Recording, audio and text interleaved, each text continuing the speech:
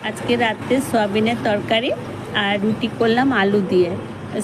সয়াবিনের তরকারি করলাম, কেন হায়দ্রাবাদে না আলুটা চলে না, চিকেনে আলু ওরা একদমই দেয় না। ওরা বলে যে আমরা বাঙালিরা চিকেনে আলু দিই, চিকেন কম থাকে, আমরা আলু দিয়ে সেটা মেকআপ করি, এরকমভাবে ওরা কথা বলে।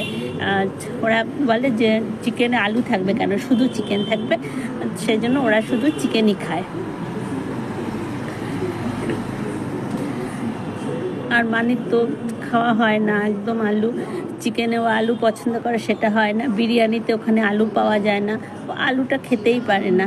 তাই এখানে আসলে বলে যে মা আলু দিয়ে একটু সয়াবিন করো, আলু দিয়ে চিকেন করো, আলু দিয়ে মাটন করো, তখন আলুটা ও একটু খেতে পারে। আর মাছের ঝোলও আলু, আর ওখানে হোটেলে যে মাছের ঝোল পাওয়া যায় না, আলু থাকে না, শুধু মাছের ঝোল থাকে, শুধু গ্রেভি দিয়ে মাছের ঝোল থাকে, এই জন্য ওর আলুটা একদমই খাওয়া হয় না।